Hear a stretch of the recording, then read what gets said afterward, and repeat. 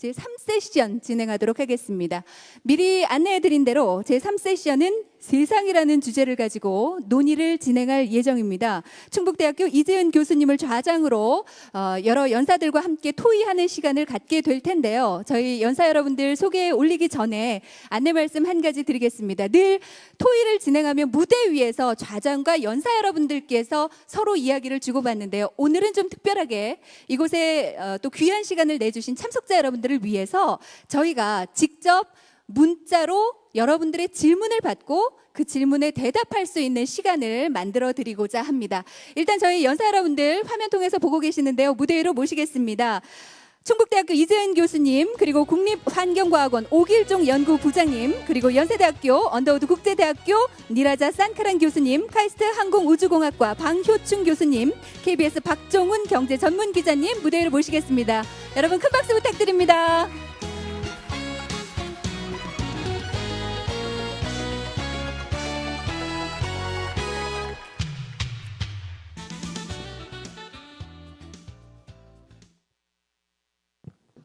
여러분 안녕하세요.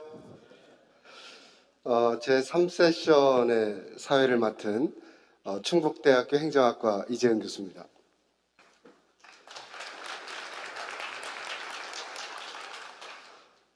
먼저 오늘 제3세션에 참가하신 선생님들을 소개해드리겠습니다. 오늘 첫 번째 발표를 해주실 오길종 국립환경과학원 부장님이십니다. 반갑습니다.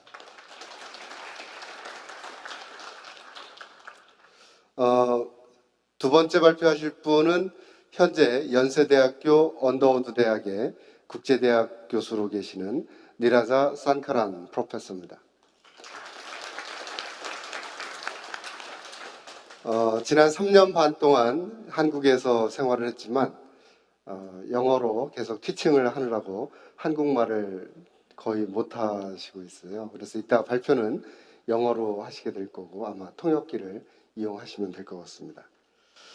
세 번째는 카이스트의 항공우주공학과 방효충 교수님을 소개하겠습니다. 마침 방효충 교수님의 따님이 현재 연세대학교 국제대학에서 샹카란 교수의 수업을 듣고 있다고 합니다. 세 번째는 우리들에게 굉장히 익숙하시고 또 전문가시죠.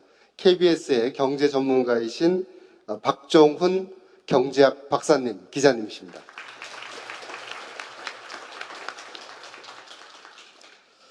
그러면 지금부터 발표를 시작하도록 하겠습니다. 먼저 오길종 부장님부터 시작을 해주시죠. 예, 안녕하십니까. 국립환경과학원에 근무하는 오길종입니다. 아까 이 교수님 강의를 저도 들었는데 굉장히 인상 깊었고, 저는 그 쓰레기를 연구하는, 쓰레기 정책 특히 연구하는 연구자입니다. 그래서 상당히 현실적인 사회로 좀 돌아와서 여러분에게 말씀을 드릴까 합니다. 제가 말씀드릴 주제는 앞으로 자원이 부족한데 자원 부족한 것을 어떻게 극복할 것이냐. 그래서 현재 우리 폐기물을 가지고 순환 이용해서 극복하는 것에 대해서 말씀을 드리겠습니다. 지금 우리가 사는 인간 사회하고 자연을 좀 분리해서 생각한다고 하면은 자연 사이클은 대부분 태양 에너지에 의해서 유지가 됩니다. 태양 에너지에서 물 사이클이 있고 또 탄소 사이클이 있고 여러 가지 사이클이 있는데 가장 중요한 사이클이 물하고 탄소 사이클입니다. 우리 몸도 70%가 이제 물로 돼 있는 우리 몸이, 만약 우리가 운동을 하면은 땀을 흘리면서 우리 체온을 유지하기 위해서 그 열을 이제 땀이 증발해서 이제 그 열을 뺐습니다. 근데 만약에 지구 태양 에너지 계속 들어오는데 그 가만히 있으면 지구 온도가 올라가죠. 그러면 모든 생물 살 수가 없는데 물이 증발하면서 증발 잡열을 가지고 대기권 밖으로 올라가 가지고 열을 방출하고 비나 눈 같은 걸 내리면서 계속 그 지구 온도를 조절합니다. 우연하게도 지구 표면의 한 70%가 바다로 되어 있습니다. 그래서 우리 몸의 70%가 물인 것 같이, 그래서 물이 계속 순환을 하면서 생태가 유지됩니다. 만약에 물이 그렇지 않으면은 산 위에는 물이 공급이 안 되면 생물이 살 수가 없습니다. 그 물이 증발돼서 올라가서 비를 내리면서 생물이 살게 하고 있고, 또 하나 중요한 생물이 살아가는 것은 탄소입니다. 지구상에는 이제 탄소가 대기 중에 많이 있어서 지금은 이산화탄소가 많이 증가해서 문제가 되는데, 예전에는 아마 더 많았을 거로 생각이 돼요. 예전에 최초 지구가 생겼을 때는 대부분은 탄소였지 않을까. 그래서 그것을 이제 그 태양 에너지를 통해서, 광합성을 통해서 초목류가 그거를 가지고 성장을 합니다. 그 다음에 초식동물이 그것을 먹고 생활을 하고, 육식동물은 또 초식동물을 먹고 생활하면서 이 생태가 유지됩니다. 그러면서 식물하고 동물이 죽으면은 그 사체를 미생물이 분해를 해가지고 다시 메탄가스나 이산화탄소로 대기 중으로 다시 돌아가게 합니다. 그래서 그 탄소 사이클이 유지가 됨으로써 이 생태가 유지가 되고 있습니다. 그래서 우리가 생활할 때는 그 예전에 그 광석이라는 것은 무기물이기 때문에 원래 있었던 거고, 그 예전에 동물이나 식물이 땅속에 오랫동안 묻혀서 고온 고압에서 수백만 년에서 수억 년 동안에서 만들어진 화석연료, 석유라든지 석탄 같은 것을 우리가 또 천연가스 같은 것을 채취해서 사용을 합니다. 그래서 이것은 라이프 스팬이 굉장히 길기 때문에 우리가 고갈성 자원이라고 합니다. 에너지라고 하고 있고, 또 이제 광석 같은 경우는 물질 보존의 법칙에서 그대로 있지만 광맥으로 많이 이제 지각 변동에 의해서 채취했을 때 경제성 있게 모여 있는 것을 우리가 쓰면은 이게 희석이 됩니다. 경쟁이 10개 희석이 돼서 우리가 그것을 다시 이용하려고 하면 경제성이 없어져서 사용을 못 합니다. 그래서 우리가 금속도 고갈성 자원이라고 생각을 합니다. 그 밖에 이제 자연에너지, 태양광이라든지 풍력 이런 것은 자연에너지고, 또 아까 말씀드린 초목류, 탄소의 순환에서 초목류라든지 동식물 같은 바이오매스는 그 라이프 스팬이 짧기 때문에 우리가 재생 가능 에너지라고 생각이나 자원이라고 합니다. 그래서 우리가 이 재생 가능한 자원과 에너지를 사용하고 또 고갈성 자원과 에너지를 사용해서 생활을 합니다. 그래서 우리가 인간 생활에서 제품을 만들어서 그런 자원을 가지고 생활을 하는데, 이 제품이 수명이 다하면은 우리가 또 그것을 이제 고쳐서 사용하기도 하지만 그것을 이제 폐기를 하면서 거기서 자원을 추출해 가지고 천연 자원을 대체해서 사용합니다. 그러다가 이제 이것도 더 이상 사용이 안 되면은 다시 매립 처리를 합니다. 그것은 자연에 다시 돌려주는 겁니다. 그래서 자연에 환원시키는 겁니다. 그래서 이 우리가 인간 활동에 발생하는 이런 사이클이 자연 사이클을 방해하지 않도록 해야만이 이제 우리 그 생태가 잘 유지가 될 수 있습니다. 그래서 우리가 실제 생활에서 문제되는 것이 이제 앞으로 미래 식량 문제, 그다음에 물 문제, 그다음에 에너지 문제, 자원, 이 금속 자원이라든지 무기성 자원 이런 문제가 중요하게 되는데, 그런 부분을 어떻게 해결할 것인지에 대해서 논의해 보도록 하겠습니다.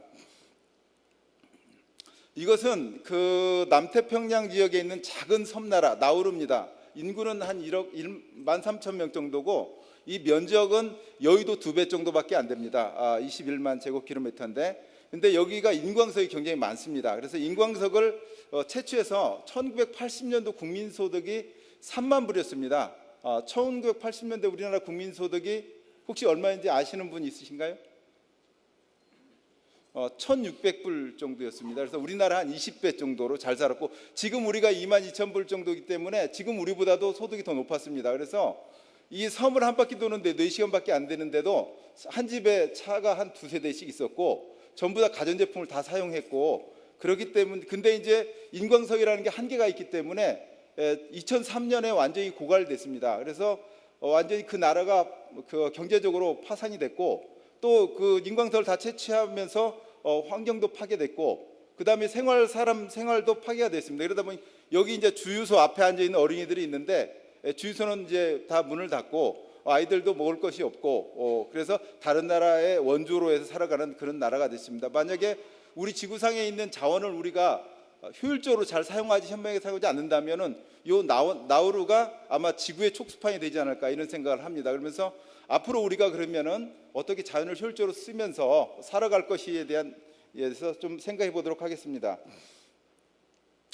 지속 가능한 사회라는 것은 우리가 이제 만들어 가야 하는데, 예전에는 지속 가능한 개발을 얘기했었습니다. 그래서 예전에는 계속적으로 풍족하게 더 많이 소비하면서 살아가겠다. 근데 한정된 자원으로 살아가기 때문에 우리가 지속 가능한 개발은 저는 곤란하다고 생각을 하고, 지속 가능한 사회를 위해서 우리가 어떻게 해야 될지 좀 생각을 해봐야 된다고 생각을 합니다. 첫째가 자원을 순환시켜서 이용해야 됩니다. 그래서 가능한 한 천연자원 소비를 줄이고, 또 우리가 제품을 만들 때는 오래 사용할 수 있는 제품을 만들고 그걸 유지관리를 잘해서 오래 사용하고, 그것이 수명이 다했을 때는 거기서 다시 자원을 추출해서 사용해서 계속 순환해서 쓰는 사회, 그렇게 함으로써 이제 그 광산 개발에 따른 환경 파괴도 줄이고, 그 다음에 또 온실가스 배출량도 줄이고, 그런 사회가 자원순환 사회입니다. 그리고 또 하나의 사회가 이제 지금 이제 기후변화 때문에 문제가 많은데 저탄소 사회입니다. 저탄소 사회는 첫째가 화석연료 사용을 줄이는 거, 두 번째는 화석연료를 효율적으로 사용하는 거, 그러니까 뭐 그런 기계 같은 장비의 효율, 그 에너지 효율을 높이는 거, 그 다음에 스마트 그리드 같은 것에 의해서 에너지 낭비 없이 사용하는 부분, 그 다음에 또 이제 자연 에너지를 많이 이용해 가지고 화석 연료 사용을 줄이는 사회가 저탄소 사회입니다. 그다음에 마지막에 이제 자연 공생 사회인데, 자연에 우리가 자연이 파괴되면 결국은 인간도 파괴됩니다. 그래서 자연을 잘 보호해야 되는데, 그 자연에 이제 지금 이제 종이 멸종이 돼서 문제가 됩니다. 생물 다양성이 파괴되고 있는데, 그 멸종 위기에 있는 동물의 서식지를 보존한다든지 산림을 잘 보존하든지 그렇게 하는 것이 이제 자연 공생 사회인데, 만약에 자연 공생 사회가 되면은 산림은 이산화탄소를 흡수하기 때문에 또 저탄소 사회로 또 갈 수도 있습니다. 그다음에 우리가 바이오매스를 많이 이용하면은 이제 고갈성 자원을 줄일 수가 있습니다. 그래서 자원순환 사회가 연결됩니다. 그래서 이 사회가 같이 이루어져야만이 우리가 지속 가능한, 우리 후손까지 지속 가능한 사회가 될 수 있고, 우리는 그를 위해서 노력을 해야 됩니다. 이 그림은 우리 자연순환 사회를 간략하게 묘사한 겁니다. 자연에너지 사용량을 최대한 늘려가지고 그 화석연료 사용량을 줄이고, 그 다음에 천연자원 채취해서 사용하는 양을 최소한 줄여가지고 우리가 이제 순환 이용을 하는 겁니다. 그래서 생산, 분배, 소비하는 과정에서 폐기물 발생량을 또 줄이고, 가능한 한 그 발생한 자원을 오래 쓰되 폐기한 후에는 물질로 다시 순환 이용하고, 그 다음에 물질로 순환 이용할 수 없는 것 같은 경우는 이제 가연성 폐기물, 예를 들면 목재라든지 종이라든지 플라스틱 같은 경우는 그것을 대체 에너지로, 화석연료 대체 에너지로 사용해서 폐기물로 폐기하는 걸 줄이고, 그를 통해서 온실가스라든지 우리 사회 중에 열 방출량을 줄이는 사회, 그게 자원순환 사회입니다. 그래서 이 자원순환 사회를 만들어야만이 우리가 자원의 고갈로부터 해방이 될 수 있습니다. 그래서 앞으로는 그러면 이렇게 어떻게 해야만이 되는지에 대해서 제가 생각을 해보겠습니다. 첫째, 지금 현재 모든 나라가 폐기물 관리 정책의 우선순위를 첫째가 발생 억제합니다. 프리벤션하고 리듀스라고도 하는데, 제품 소비량을 줄여야 됩니다. 첫째로 제품 소비를 줄이고 같은 기능을 하는 제품을 만들 때 자원을 덜 쓰는 제품을 만들어야 됩니다. 그래서 그게 이제 가장 중요하고, 근데 이 부분이 이 소비를 줄이는 부분이 굉장히 어렵습니다. 이전까지 우리 생각에 물질을 많이 소비하고 제품을 많이 가지고 있으면 행복하다고 느끼고, 그게 또 큰 자동차가 또 부의상전으로 생각하기 때문에 소비량이 계속 늘어나고 있어서 자원 폐기물 발생 억제하는 것이 굉장히 어렵고 지금 정책이 잘 수행이 되지 않고 있는 문제점이 있습니다. 두 번째가 재사용하는 겁니다. 맥주병이나 소주병 같은 걸 우리가 여러 번 재사용합니다. 그런 것 같이 제품을 같은 용도로 계속적으로 순환시켜 이용하는 것이 두 번째로 중요하고, 그 다음에는 이제 그렇게 순환 이용할 수도 없고 이제 기능을 할 수 없는 그런 제품에서는 자원을 추출해서 재사용하는 겁니다. 그 다음에 이제 아까 설명한 것 같이 그 재사용할 수 없는 그 같은 경우 중에서도 이제 플라스틱이라든지 목재 이런 부분에서는 에너지를 이원으로 쓰는 부분, 그 다음에 마지막으로 잔재물이 일부 남을 수밖에 없는데, 그런 부분은 이제 무효하거나 안정화시켜서 매립지에서 환경오염이 안 생기도록 하는 그런 안전처리, 이것이 정책이고, 이를 통해서 폐기물 제로 사회, 그 다음에 천연자원 고갈 방지, 그 다음에 온실가스 배출 억제, 또 환경오염 방지, 생물 다양성 보존을 추진하는 것이 폐기물 관리 정책 방향입니다. 다음은 이 그래프는 우리나라 폐기물 발생하고 처리 추이입니다. 폐기물 발생량이 계속 증가하고 있는데, 대부분이 재활용에 의해서 우리가 자원으로 이용을 하고 있습니다.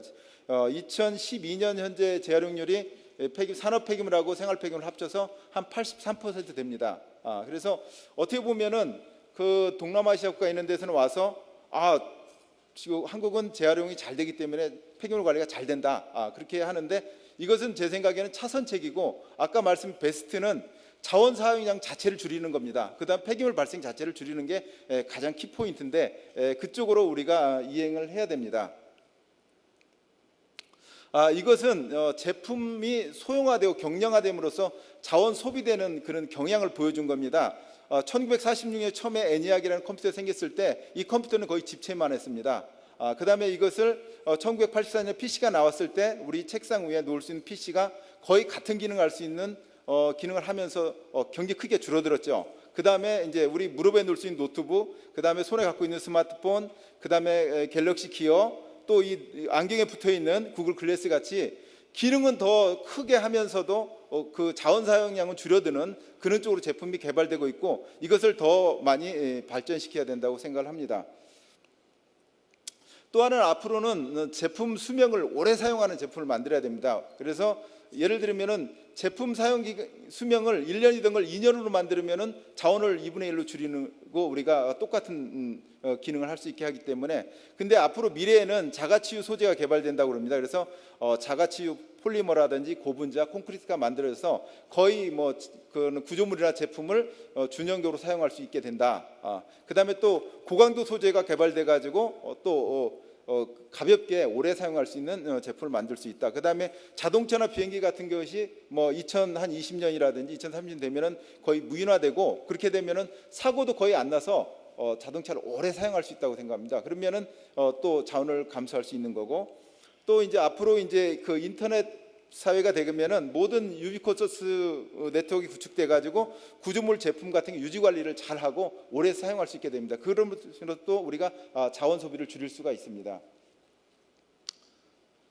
이것은 그래서 제가 뭐 인터넷에서 제가 직접 그림 그리기는 시간이 너무 많이 걸려서 한 예를 찾은 건데 그 유비쿼터스가 되면은 건물 같은 경우도 미리 어디서 이제 예를 들면 진동이 생긴다든지 뭐 그런 것을 소음 같은 걸 체크를 해서 어디 이상이 있는지 미리 알아서 빨리 수리를 한다든지 자가치유를 할 수 있게 한다든지 그리고 또 다리 같은 경우도 이제 그 유지 관리를 잘 함으로써 이제 붕괴를 방지해서 오래 쓸 수 있고 설비 같은 경우도 요새 뭐 사고가 많이 나서 문제인데 그런 사고도 미연에 방지함으로써 제품을 오래 쓸 수 있는 사회. 그다음에 만약에 이제 유비쿼터스가 되면 자동차 같은 경우도 지금은 우리가 부의 상징이기 때문에 큰 자동차를 원하고 뭐 또 외제차를 원하고 그러는데 앞으로는 자동차가 사고도 안 나고 뭐 단지 그냥 자동차를 이동 수단으로만 이용한다고 하면 자동차를 좀 작게 만들 수 있고 빌려 쓸 수가 있습니다. 그래서 저는 앞으로는 우리가 물건을 구매하는 것보다 기능을 구매하는 사회로 바뀌어야 된다고 생각을 합니다. 그러면은 우리 주변에 있는 자동차를 자기가 필요할 때 무인으로 와서 자기가 타고 이동하고 또 거기에 놓으면은 그 근방에 있는 데 또 사용하고 그러면은 지금보다 자동차 수를 훨씬 줄일 수가 있습니다. 그래서 효율적으로 자동차를 사용할 수도 있고 또 우리가 냉장고가 기능이 냉장고라는 것은 결국 냉동 냉장하는 기능이지 않습니까? 그래서 우리가 냉장고를 구매하는 게 아니라 월 얼마를 주고 냉장하는 공간을 빌려 쓰는 걸로 생각을 하면은 그 냉장고 소유자는 한 사람이면서 유지 관리를 잘하고 그다음에 그럼 지금 현재 사회는 예를 들면 냉장고를 뭐 100년 쓰는 냉장고를 만들면 그 회사는 망합니다. 사람들이 기능을 구매하는 게 아니라 제품을 구매하니까. 근데 앞으로는 만약에 100년 쓰는 냉장고를 만드는 회사는 10년 쓰는 냉장고 만드는 회사보다 훨씬 더 자원을 적게 쓰고 똑같은 돈은 더 많이 벌 수 있기 때문에 훨씬 더 그 발전합니다. 그래서 우리 사회가 지금에서 완전히 그렇게 기능을 구매하는 사회 쪽으로 바뀌지 않는다고 하면은 우리 사회가 유지될 수가 없습니다. 나우루와 같은 사회가 되기 때문에 우리는 그런 쪽으로 사회가 바뀌어가야 되고 또 그렇게 바뀌어갈 거라고 저는 믿고 있습니다. 그다음에 이것은 이제 도시광산인데 예전에는 우리가 광산을 채취해서 그것을 이제 배로 옮겨와서 정제해가지고 소재를 만들고 그걸로 제품을 만들었습니다. 근데 우리 폐기물 중에 그런 자원이 많기 때문에 그러니까 우리 가전제품이라든지 핸드폰 이런 게도 있지만 또 제품을 만들고 발생하는 그 폐기물 중에서도 그런 자원이 많아서 거기서 추출해서 쓰는 것이 훨씬 그 환경도 보존하고 비용도 줄일 수가 있습니다. 그래서 지금도 많이 그렇게 쓰고 있는데 점차적으로 이제 지하에 있는 자원을 쓰는 것보다는 지상에 축적되어 있는 자원을 이용해서 우리가 필요한 자원을 확보하는 쪽으로 사회가 바뀔 겁니다. 그래서 도시광산은 더욱더 발전이 될 거고 앞으로 이제 인터넷 사회가 되면은 실제 어떤 자원이 어디에 얼마나 축적이 돼 있고 어느 시점에서 폐기물 발생이 알기 때문에 그것을 감안하면은 자원 확보할 수 있는 정책도 그거에 따라서 수립할 수 있다고 생각을 합니다. 그래서 그런 사회로 바뀌려고 생각을 하고 있습니다. 두 번째, 이때는 가장 중요한 건 재활용할 때 에너지가 많이 소비됩니다. 그래서 예를 들면은 해치하고 또 그걸 선별하고 또 정제하는 과정이 많은 에너지가 소비되는데 에너지 문제가 해결이 안 되면 재활용을 할 수도 없습니다. 그래서 에너지 문제 해결을 해야 되는데 그것은 제 생각에 현재는 우리나라 지금 그 재생에너지 사용률이 3.2%밖에 안 됩니다. 그리고 대부분은 지금 그 중에서 한 60%에서 70% 정도가 폐기물 소각에서 발생하는 에너지를 회수해서 쓰는 게 대부분인데 앞으로는 자연에너지를 활용하는 기술이 더욱더 발전하고 그게 메인이 돼야 된다고 생각을 합니다. 그 중에 하나가 이제 태양광 발전, 그 다음에 풍력 발전, 화력 발전, 그 다음에 지열 발전, 그 다음에 지금 우리가 녹조가 생겨서 문제인데 그 녹조에도 많은 프로테인 같은 단백질까지 들어있기 때문에 그런 녹조를 우리가 배양을 해서 거기서 또 자원을 추출하고 식량 문제도 해결할 수가 있습니다. 그 다음에 그 옆에 지금 이 그림은 국립환경과학원에 있는 기후변화 연구동입니다. 저기는 탄소 제로 연구동이라 1년에 10만 킬로와트 정도의 전기를 이제 생산해서 주로 이제 태양광 발전에 의해서 하고 있고 또 그 에너지 같은 건 난방 같은 건 지열을 또 사용하고 있고 또 이 조명 같은 경우는 그 천연 자연광을 받아가지고 사무실로 이렇게 보내서 사용을 하고 있습니다. 그래서 에너지를 다 쓰고 남기 때문에 다른 옆에 있는 건물로 이제 일부는 보내서 사용하는 건물인데 앞으로는 이는 일반 주택 같은 경우도 탄소 제로 주택이 많이 만들어져 가지고 에너지 소비를 극적으로 줄이고 또 이는 그 자연 에너지를 많이 사용하게 될 걸로 생각이 듭니다. 그리고 또 하나는 이제 지금 이제 후쿠시마 원자력 발전소 사고가 나서 문제가 심각한데 앞으로는 더 안전한 제4세대 원자력 발전이 한 2030년 정도면은 성공할 거라고 생각을 하고 또 하나가 핵융합 발전, 지금 핵 분열이 아니라 핵융합 발전이 2040년 정도면은 상용화 된다고 생각을 합니다. 그러면 그는 에너지를 통해서 우리가 화석 연료는 그때는 페이스아웃 되고 전부 다 이제 그는 뭐 핵융합 발전이라든지 자연 에너지를 가지고 생활하는 사회가 될 걸로 생각이 되고 이 가운데는 나사에서 프로젝트를 수행하는 이제 바다에 에너지섬을 만들어 가지고 태양광 발전, 풍력 발전, 그다음에 조류 배양 같은 걸 해서 에너지를 만들어 가지고 자체적으로 거기에 주택을 만들어 사용하기도 하고 그 외부에 육지로 보내서 사용하게 하는 그런 프로젝트를 하는데 앞으로는 그는 섬이 많이 만들어지지 않을까 미래에는 생각을 하고 있습니다. 그다음에 이것은 현재 우리가 전자제품이라는 것을 재활용하기 위해서는 사람이 이것을 해체하고 선별을 합니다. 근데 앞으로는 로봇가 이렇게 발전해서 진화를 하기 때문에 이런 부분을 대부분 로봇가 할 수 있을 걸로 생각됩니다. 그럼으로써 재활용이 더 효율적으로 잘 돼서 자원 순환형 사회가 구축될 걸로 생각을 합니다. 마지막으로 이것은 제가 외국 출장을 많이 다니면서 찍은 쓰레기통입니다. 이것은 독일에 있는 쓰레기통이고 이것은 호주에 있는 쓰레기통이고 이것은 이제 일본, 그다음에 이것은 프랑스에 있는 쓰레기통, 이것은 이제 중국에 있는 쓰레기통, 이것은 몽골에 있는 쓰레기통인데 이전까지 우리는 저기를 폐기하려고 하는 쓰레기를 버리는 저게 쓰레기통인데 앞으로는 저게 자원을 회수하는 통으로 이제 바뀔 겁니다. 그래서 미래에는 제 생각에는 에너지 문제나 자원순환 사회를 통해서 자원 고갈 문제가 해결될 거로 생각을 합니다. 또 우리가 함께 그런 사회를 만들어가야 되는 생각을 합니다. 이것으로 제 강연을 마치겠습니다. 감사합니다.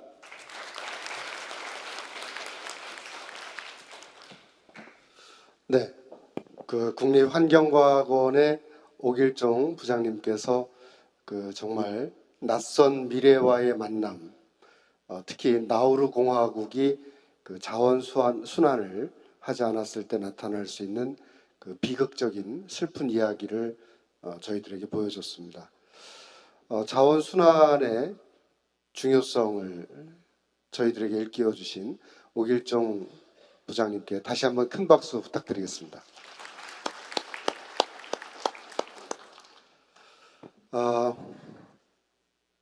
지금 저희 세션의 주제는 플래닛입니다. 플래닛. 세상이라는 뜻인데요. 이 세상을 살아가는 데 있어서 가장 궁금한 것 중에 하나가 Facing the Unexpected Future입니다. 낯선 미래와의 만남입니다. 이 주제와 관련해서 we will invite the next speaker, Professor Naraja Sankaran. Please.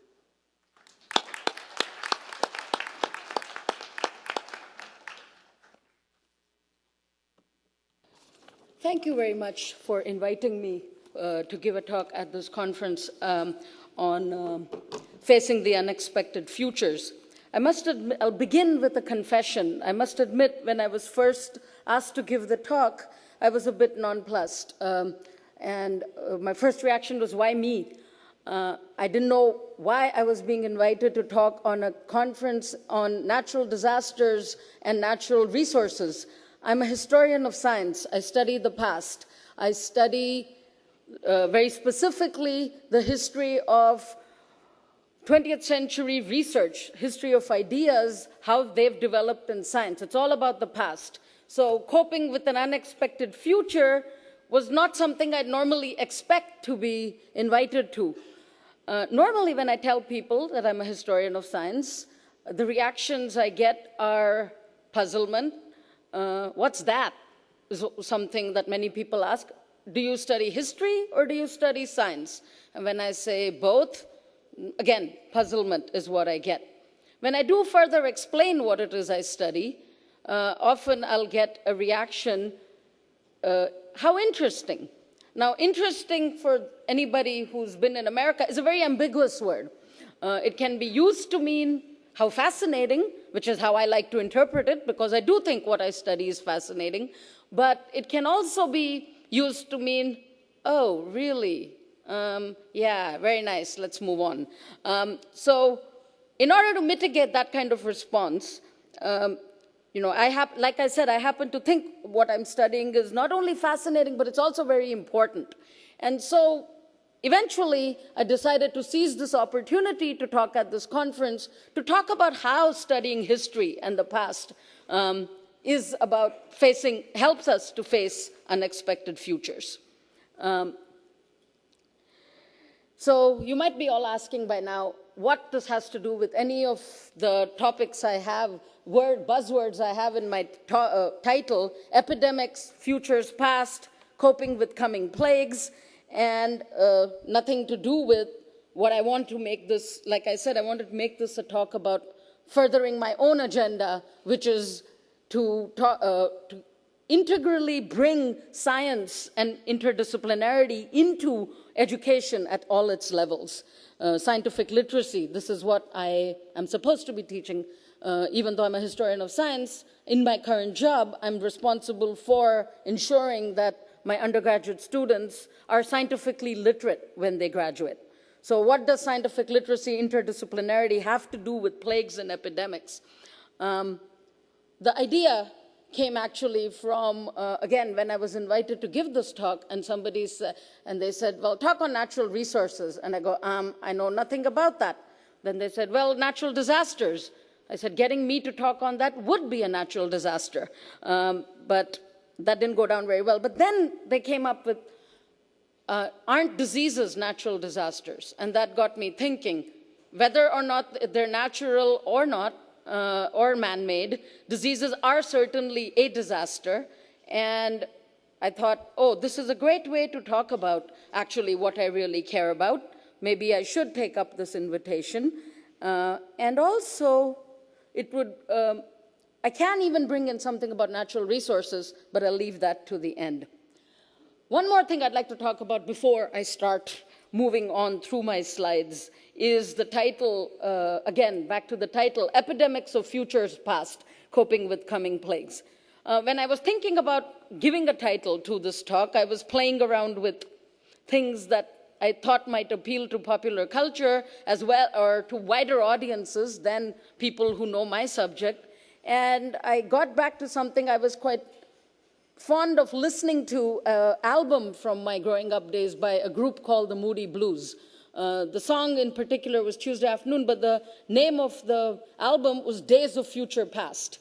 And as serendipity shows, this title today means a lot more, because just now in every theater or every major city in the world, there have been, just this past weekend, a premieres for this movie with the same title, Days of Future Past. It's the newest X-Men movie, and if any of you have kids or teenagers, they're probably at the theaters either now or already have been.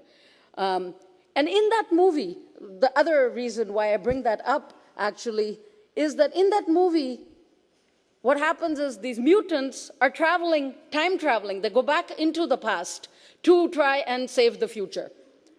It has something to do with us facing the unexpected future.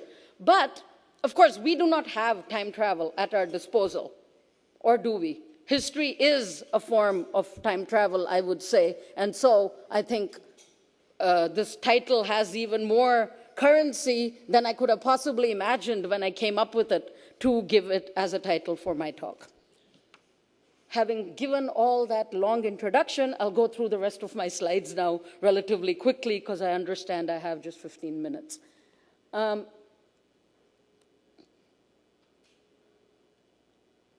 right. I'll begin with this quote that I often use to introduce classes in history of disease to my students. And if you cannot read it, do forgive me. I did my best with making the fonts darker, but I'll read out the main thing. This is a quote from a doctor, a physician and researcher from the 19th century, the Austrian gentleman named Dr. Rudolf Virchow. And this particular quote, which is from a text on famine fever, also known as typhus, and some other cognate forms of typhus. And typhus, just to give you a really brief information about it, is a fever. It's a viral disease passed on from person to person, often by rat bites in crowded conditions, or it has been associated with rats, and it's been credited with bringing down Napoleon's army in the war against Russia. More so than any other single factor, it was typhus that caused the downfall. In fact, a history of science medicine book I read refers to a letter where somebody called along with General Napoleon, there were General Typhus and General Winter, the seasonal condition, environmental conditions as well as disease that really brought down the war rather than casualties due to actual warfare. And in this introduction to this particular piece, he talks about the importance of history. It is not asserting too much when I say that the history of warfare is merely the external history of peoples. The internal history is made up of very different sources. On one hand, it notes the glorious victories of civilization, the progress of the human mind and knowledge, that which we call the history of culture. And on the other hand, it preserves the remembrance of ever new impediments in the path of life, of the painful sufferings of humanity, which is the history of medicine. It's known, I grant, but by a few, but it is not therefore any less an instructive branch of general history. So, the history of medicine and its importance is something that's been recognized even by practitioners of medicine as far as a century ago. Here are an example of some of the more famous plagues or epidemics in history. Again, I apologize. I was playing with fonts. I hope you can read them. I'll just run through this list. There are some pictures, which I notice have not transmitted very well, but you'll be able to see them later. As far back as the 5th century BC, Thucydides, known to many people as the first historian, in his history of the Peloponnesian Wars, devotes several chapters to the plague of Athens, which lasted from 430 to 427 BC. It came in waves and decimated about a third of the population. It took a greater death toll, again, than any war. Than any actual killing, any skirmish in the war, I should say. 1,000 years almost later, in the 5th century AD, or rather 6th century AD, was the Justinian plague, which hit Constantinople and the Eastern Mediterranean more broadly, and again decimated close to a third of the population. The Black Death in medieval Europe associated often with these plague masks, is another famous example of an epidemic. Cholera epidemics in the 19th century, when called Asiatic cholera, when they visited Europe suddenly with the opening up of the world with the railways, there were waves and waves of cholera epidemics, both in Europe and the Americas. The Spanish influenza is another notorious epidemic during World War I in 1918 of pandemic proportions. Once again, it claimed more victims during World War I than all the battles of the war put together. AIDS is a modern-day epidemic which began sometime in the 1980s and is now in pandemic proportions. These are all examples of plagues in history, and there are many, many, many more. Some of the viruses, Ebola, SARS, MERS, as we are hearing about today, all of them are causing scares. So what can history teach us about coping with these upcoming things?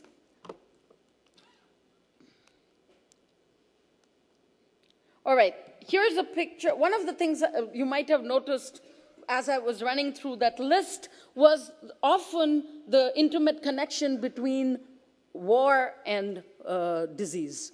It seems that disease is often if not an outcome, it goes hand in hand with war. And in fact, there's a third thing that is especially noticeable is hunger, dearth, or famine. And these are very common motifs. They're known, I guess, best of all in the form of the four horsemen of the apocalypse, the pale horse of pestilence or disease, war, hunger, and then death. I believe the middle one with the scythe is death, all of which end up in death. And this, the words down here written rather large is actually a rhyme from medieval ages, medieval times, which also highlights the intimate relationship between these three things: war, pestilence, and scarcity. The hero the one, the soon the other you see.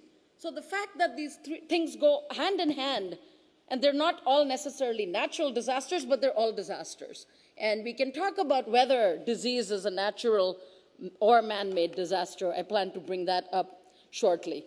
But I just wanted to bring up this notion that these different kinds of disasters are often intimately connected in history.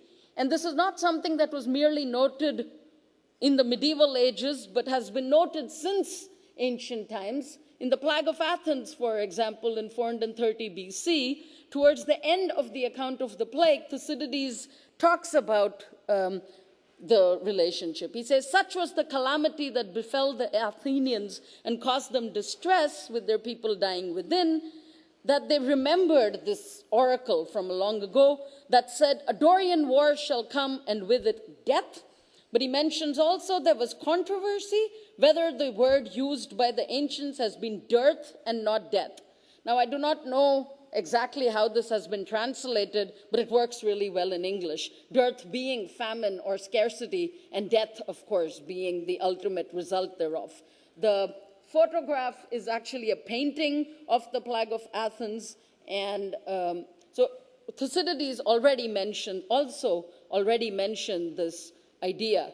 So it gives us some idea of how people dealt with disease or the things to look after. And then I come up with my next question: is disease a natural or man-made disaster? And what I want to say is a lot of disease is natural. I mean, the causes of disease are microbial, certainly not created by and large by human beings. But I would like to say that a lot of the history of disease shows us that very often disease is exacerbated by people's reactions to it, often due to fear of the unknown, fear of what you already dislike, and has led to social consequences, and social consequences makes it therefore a man-made disaster. Going back to the Plague of Athens, again in a description, Thucydides talks about exactly what people how people reacted and what was the social response.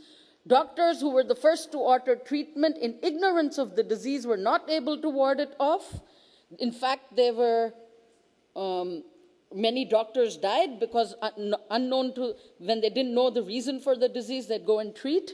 No other human skill was of avail. As equally useless were prayers. Finally, overcome by the suffering, the sick ceased to resort to such practices. There are other quotes in this entire description of the war about how people, there was overcrowding due to, the visitor armies coming into the cities, people retreating, and overcrowding because armies were occupying homes that were not theirs, and how this further increased the spread of the disease. So this notion that social aspects really make disease worse, epidemic disease worse, is already recognized as far back as 2,500 or more years ago. I'd like to jump forward now, really forward to AIDS, a global pandemic, where, and this is a picture, by the way, I reproduced a photograph of a patch of the AIDS quilt. If people are familiar with that project, it's an activist project. Every year they go and put out more and more patches in DC. And this is a picture of the distribution of AIDS, where it's really bad in the world. And you can see that it's mostly in the southern hemisphere or in what we consider the global south, in developing countries. Even though AIDS began out as a disease and certainly was most widely publicized in the United States, there was a patient 0 localized to Montreal in Canada. Dr. Irvin Sherman, who's written about 12 diseases that changed our world, includes AIDS as one of them, as well as the Black Plague. The earlier plagues that I mentioned, plague of Justinian, as well as the Athenian plague, one's not really sure what particular organism was causing it. It's known it was an infectious disease. And again, as disease historians, are we really interested in what caused it? Actually, no. As historians, we're more interested in what effects it had on the people and what we can learn from that. Scientists may find it useful just to find out the life history of an organism, but overall, we're still looking at social effects. But one of the things that, again, the scientist, Dr. Sherman says, disease, AIDS, is very modern. It only became a disease in the late 70s. But it has its parallels in the past, especially in the kinds of reactions that populations have when hit with an unforeseen epidemic. And the most difficult intervention of all is the most useful, and that is behavioral control. In the case of AIDS, there are a lot of things, a lot of ways that the spread of the disease might have been mitigated had only people thought about behavioral control, and by which I don't mean social programming or social engineering, but simply monitoring behavior, to ask right questions about behavior. This is where the social sciences come in. Viruses, that the disease was probably caused by some sort of virus, I think was figured out early on. The people spent a lot of time looking for the virus. It was a particularly difficult virus. Its mechanism of activity is not easy to understand even to date. It was certainly difficult before things such as retroviruses and the molecular biological tools were available.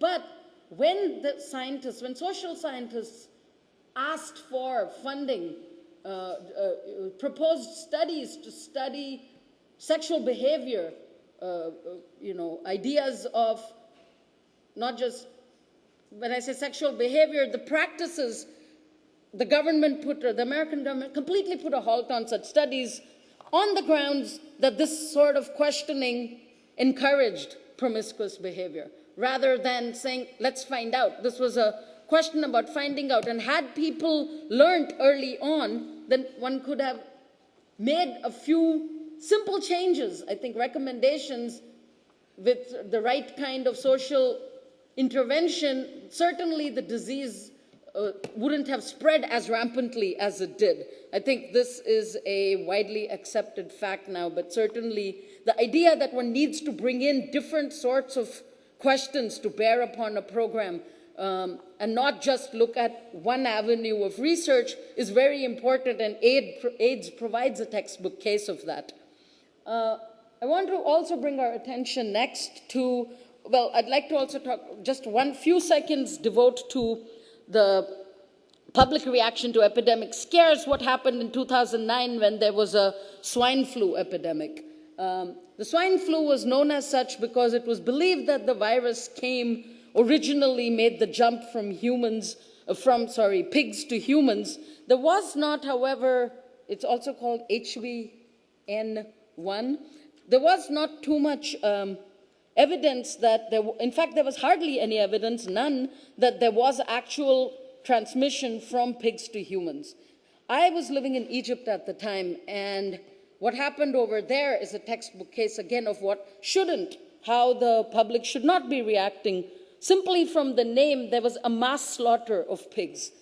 The social conditions, the fact that Egypt and the entire region is largely Islamic in nature and pigs are taboo, certainly gave some degree of legitimacy to, let's kill the pigs, it's not going to harm anybody in terms of food.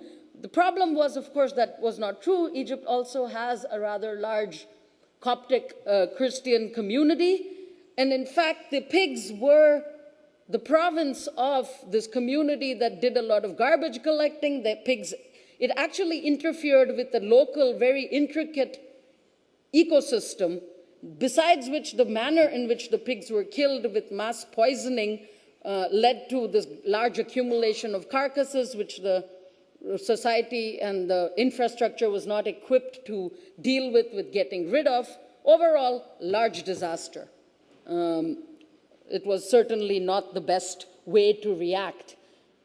Another lesson in behavioral and how ordinary behavioral items such as xenophobia, such as the fear of the unknown, lead people to irrational reactions sometimes. And we actually used this episode to ask questions in a class on scientific literacy, and I'll bring that up again in the end very briefly. What's in the news, that's been in the news a lot in the last few weeks, especially in the American newspapers, is this disease called MERS, the Middle Eastern Respiratory Syndrome. It was first reported in Saudi Arabia. There's a little map up there showing where the countries where it's been reported. It's an acute, in 2012, it's an acute respiratory illness and therefore transmits from human to human by close contact. It was discovered to be caused by a coronavirus. Sorry, there's a spelling error there. Called the MER, Middle Eastern Respiratory Coronavirus. Here's a schematic diagram of said virus. 30% of confirmed cases have ended fatally. The first US case was reported not that long ago, just a few weeks ago, when a traveler from Saudi Arabia entered Chicago and wound up in Indiana, reported sick. So the fact that there's a 30% mortality rate, or has been in Saudi Arabia, has naturally caused some degree of panic. But if one goes to the CDC site and sees the recommendations, you'll find the most mundane of recommendations on how to help stem this disease or stop it from, and again, it all has to do with behavior. How can I protect myself? In the frequently asked questions section of the CDC site, it says, wash your hands with soap, cover your mouth when you cough or sneeze. These are routine practices in any hospital. We see tissues everywhere. Avoid touching your eyes, nose with unwashed hands. Avoid close contact. Clean and frequently disinfect surfaces that you touch, such as toys and doorknobs. None of these are particularly high-tech or requiring any special medication. Very little is known, actually. There are no medications available any more than there are for the common cold. It's a flu. Normally, the best ways to check it are these common sense measures, and yet it's causing a panic. Meanwhile, there are diseases that have been living with us and taking a far higher death toll that we are pouring far fewer resources into. And malaria being the textbook example, also a disease that changed our world.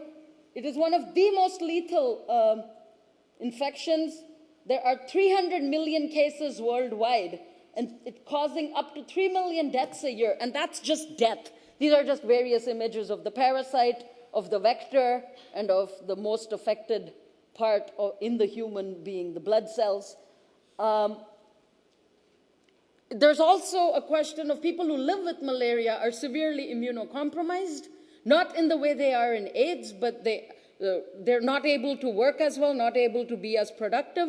So it causes this vicious cycle that enters into the economy, into health, and it's just causing a vicious, like I said, a vicious cycle that really affects the total outcome.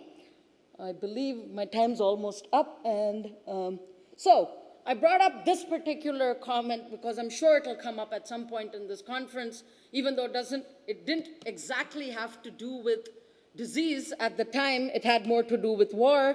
Donald Rumsfeld, when talking about the Middle Eastern situation, talked about the known knowns, the known unknowns, and the unknown unknowns.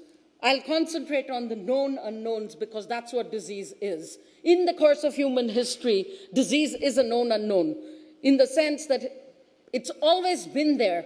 Even prehistorically, we have evidence from Egyptian tombs, for example, that people suffered from possibly cancer and certainly diabetes, though the disease were not known by those names.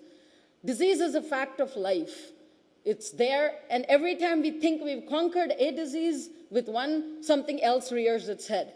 Fine, we came up with antibiotics to clear a lot of diseases, but then organisms started developing resistance, antibiotic resistance. So the idea is that we do not panic when diseases come about. Instead, look to the past and bring in all these different sources of knowledge, and don't focus on the most obvious or the seeming most obvious measure to control a disease. I think that is one of the most important lessons we can learn. I'm going to very briefly move to something that probably has more to do with this conference to show you a tape of this movie that was made several years ago by the former Vice President of the US, Al Gore. He got a Peace Prize, actually, for making this movie, The Inconvenient Truth.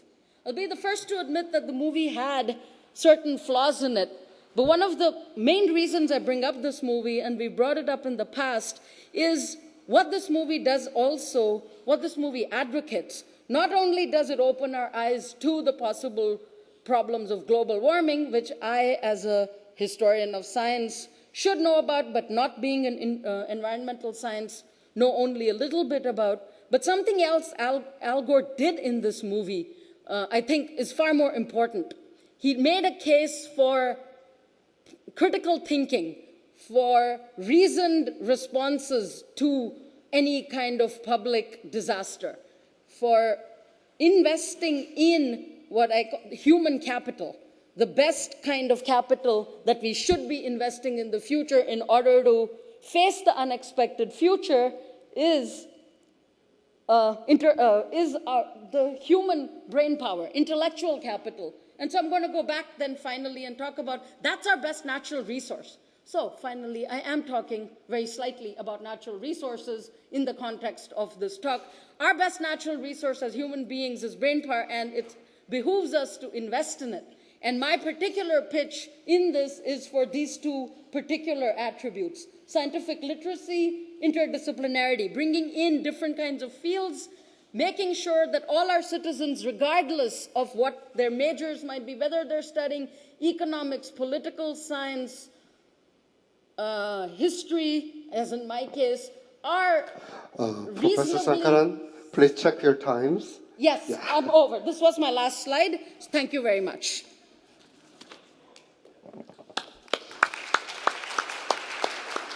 Thank you very much for your best presentations. And your topic is very attractive and fascinating. And I will ask you, what is the correct answer of your questions? Is disease natural disasters or man-made disasters? I would say they're both. You cannot, there's often a fine line between natural and man-made, and one might argue that man-made man is natural also. Humans are natural, so everything. Yeah, surely. My friends, so many friends in the field of crisis and emergency management, they said to us that the disease or global pandemic disease is one kind of social disasters. Yeah. And over 100 million people died from the Spanish influenzas. And nowadays we have faced so many kinds of disease, as you have told us that swine flu, AIDS, SARS, and mad cow disease. And so we have to meet and we have to prepare for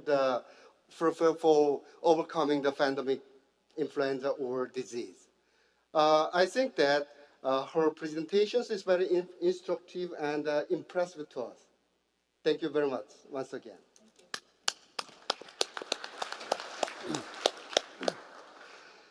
다음에는 그 카이스트 항공우주공학과의 방효충 교수님을 모셔서 항공 시대의 우리의 주제에 대해서 Space Development, the Year of Space Exploration 토픽을 갖고 듣도록 하겠습니다. 자, 박수 한번 쳐주시죠.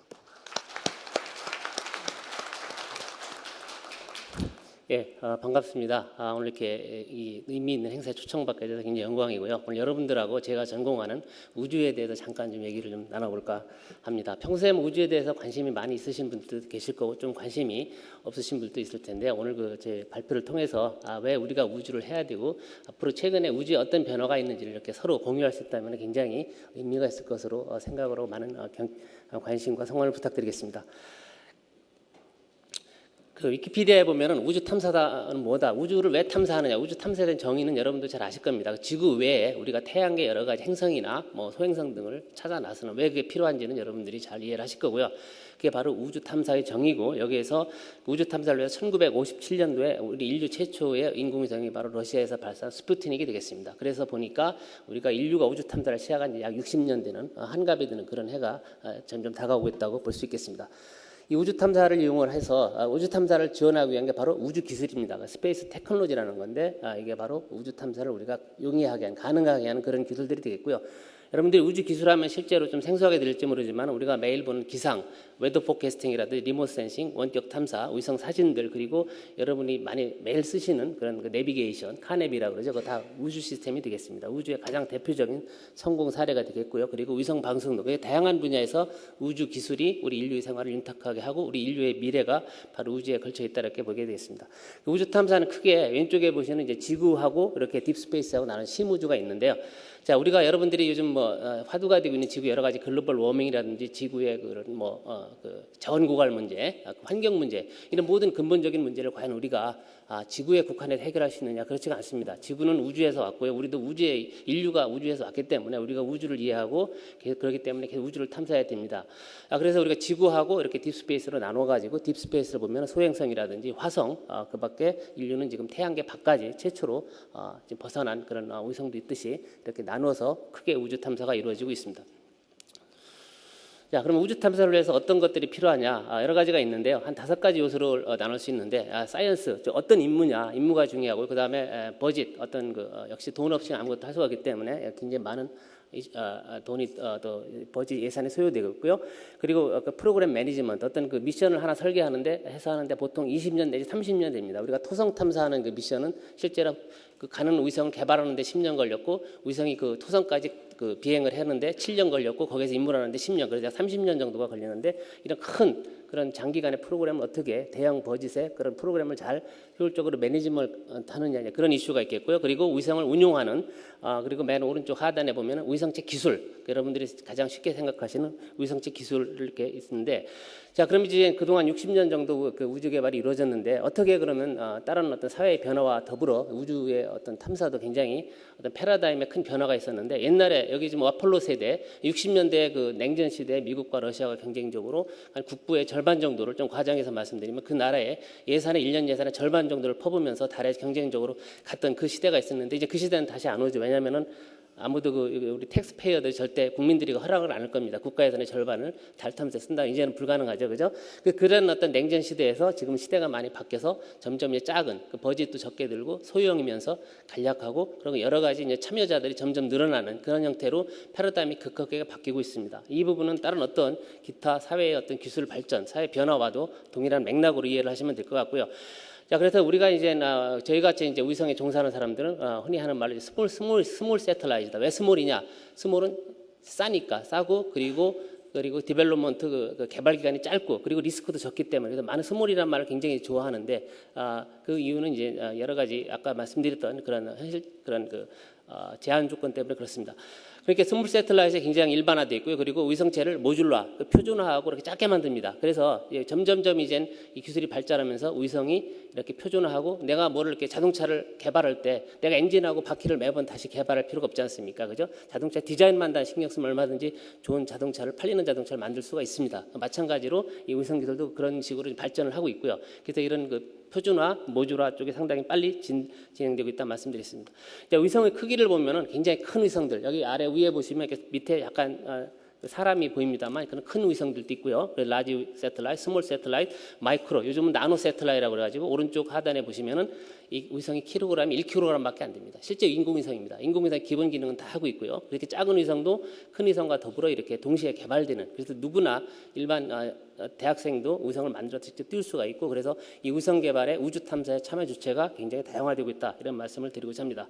그래서 이게 이제 영국의 유명한 서리 스페이스에서 나오는 분석인데요. 자, 위성이라 하면 이제 크기, 그리고 매스하고 코스트하고 디벨롭먼트 타임이 있습니다. 저는 매스가 약 1000kg부터 점점 줄어가지고 1kg짜리 위성도 있는데 거기에 따라서 이 코스트 수천억, 5천억부터 어떤 경우는 한 1억 정도. 그래서 이제 굉장히 다양하게 되는. 그래서 그 전에는 주로 인공위성 하면은 이게 주로 어떤 정부가 주도가 되고 대형 프로그램밖에 생각을 안 했는데 이제는 일반인들도 쉽게 접할 수 있다 그런 말씀을 드리겠습니다. 자, 그래서 이게 2006년에 아리랑 위성 한국 항공우주에서 발사한 위성인데요. 이게 800kg짜리 위성입니다. 이 위성이 해상도 1m짜리죠. 1m의 그 크기를 식별할 수 있는 고해상도 영상을 제공을 해서 성공적인 프로였습니다. 2006년 얘기고요.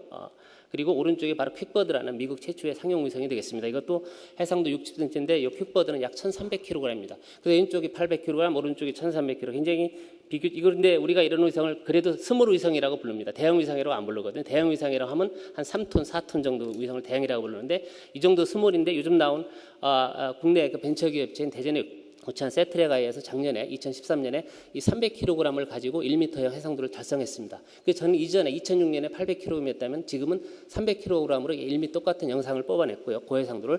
그리고 같은 해 스카이박스라는 미국의 벤처에서 구글이 인수합병을 좀 추진하고 있는 스카이박스는 불과 100kg을 가지고 1m 해상도 위성을 구현을 했습니다. 작년 2013년 얘기고. 그래서 우리가 얼마나 빨리 이쪽 분야가 빨리 소형화, 경량화로 진행이 되는 걸 쉽게 아실 수가 있겠고요.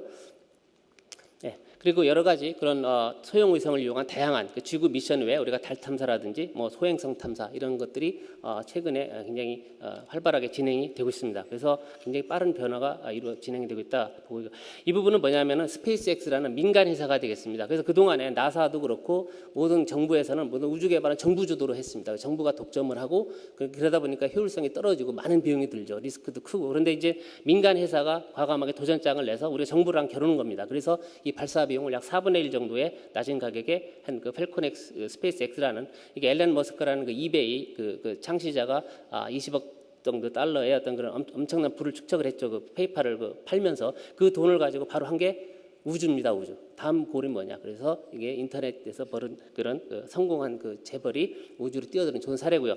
그래서 거기서 이제 우주 정거장까지 이렇게 도달하는 그런 우주 왕복선도 개발해가지고 최초로 민간이 일반 사기업체가 이제 정부하고 겨루는 그런 아주 성공적인 사례고요. 여러 가지 이와 더불어 최근에 같은 어떤 유일한 같은 목적으로 다른 회사들이 오비탈 사이언스라는 회사가 나와 있고 그다음에 우주 관광 그리고 구글에서 엑스프라이즈라는 혹시 아실지 모르겠는데 이게 뭐냐면 구글에서 300억 원의 현상금을 걸었습니다.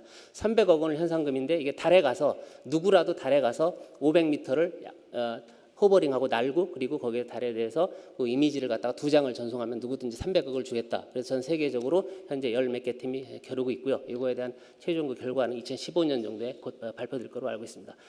이와 더불어 아까 위성 크기를 말씀을 드렸는데 이건 이제 나노 위성이라고 그래가지고 굉장히 작은 겁니다. 그 왼쪽에 보시는 게 일본 동경대에서 개발한 위성인데 이게 인공위성이 1kg인데 무려 10년 동안 그 우주에 살아 있습니다. 1kg입니다. 거기서 나오는 전력 생산이 1W밖에 안 되는데 경이적인 그런 기록이고요. 저 오른쪽은 역시 한 20kg밖에 안 되는 작은 위성들이 많이 연구되고 있고요. 일본뿐만 아니라 전 세계적으로 뭐 미국이라든지 유럽 보시면 다 이런 위성들이 1에서 3kg 누구나 특히 대학생들 수준이 만들 수 있는 그런 위성인데 지금 이게 유럽이고요. 그래서 이런 것들이 최근의 경향이고, 자 그럼 이런 그 작은 위성들을 만들 때 그냥 누구나 가서 샵이 있습니다. 이게 위성 샵이에요. 일반 우리 가게처럼 가서 이런 부품이 다 이렇게 바로 조달이 가능합니다. 돈 주고 사서 자기가 맞추는데 다만 이제 여러분들이 할 거는 우리가 미션, 새로운 아이디어, 내가 달에 보내고 싶다, 이거를 화성에 보내고 싶다, 소행성에 보내고 싶다. 그런 창의적인 어떤 그런 미션에다 집중을 하고 부품은 그냥 기존의 사용 부품을 쓰는 그런 전략이 되겠습니다. 그래서 이게 또 이런 그 작은 위성들이 그러면은 별로 이렇게 쓸모가 별로 없느냐, 없지 않느냐, 작아 그렇지 않습니다. 지금 이렇게 달에도 가고 소행성에도 가는데, 자 그럼 소행성이 뭐냐, 여러분들 아시겠지만은 자 우리가 그 과학적인 관점에서 공룡이 왜 멸망했을까? 1억 년 동안 갑자기 멸망했잖아요. 그게 유력한 설이 과학적인 관점에서만 보면은 이 소행성과의 충돌인데 지금 태양계에 너무나 많은 소행성들이 있습니다. 그래서 1km 직경의 소행성이 날아올 때 충돌했을 때는 대륙 하나가 날아가고 그렇게 하는데 지금 태양계에서 가장 큰 소행성의 크기는 약 800km가 되겠습니다. 직경이. 사실 생각하기도 상상하기 힘든데 그래서 미국에서 나사를 중심으로 이런 소행성을 격퇴하는 지구하고 달려올 때 그걸 갖다가 충돌 가능성이 있을 때 그거를 이렇게 피하기 위한 여러 가지 기술적인 지금 그런 검토가 이루어지고 있고요. 거기에 관련된 연구가 활발히 진행되고 있는데 그런 소행성을 이렇게 할 때 그 탐사하는 그런 미션에 대한 작은 위성, 또 큐브스 위성이고요. 그다음에 이거는 이제 달에도 가고 그리고 화성에도 가는 이런 작지만은 굉장히 임팩트가 큰. 자 여러분들이 우리가 그 스마트폰이 공중전에 비해서 크기가 작지만은 성능이 결코 떨어지지 않는 그런 동일한 원리가 되겠습니다. 예, 그다음에 이거는 이제 그래서 이런 여러 가지 제가 오늘 말씀드린 그 요지는 소형화, 경량화, 우주에서도 보이지 않게 여러분들이 모르는 사이에 그런 어떤 그 레볼루션이 일어나고 있고요. 저는 이게 우리 그 우주의 탐사의 미래라고 보는데 고등학생들이 이렇게 열기구에 띄워가지고 캔스에서 조그만 위성을 보내서 이렇게 지구 사진을 찍어보는 상당히 이게 우리 앞으로 우주 탐사의 미래가 아닌가 생각합니다. 자, 그래서 제 마지막 페이지인데요. 자, 우리가 우주 탐사가 인류가 60년이 되어 왔는데 그동안 그럼 우주 탐사는 그 자리에 있었느냐? 많은 변화가 이루어지고 있고요. 앞으로 우리의 미래, 소행성이라든지 지구의 그런 온난화 문제, 물론 그런 것들이 결코 우리가 우주를 벗어나서는 생각할 수가 없습니다. 거기에 이제 여러 가지 새로운 기술의 그 진보와 함께 인류 다양한 그 참여 주체가 늘어나면서 앞으로 새로운 어떤 이건 발전의 전기를 마련하고 있다 이렇게 보실 수가 있겠습니다. 네, 이상 제 발표를 마치겠습니다. 네, 경청해 주셔서 감사합니다.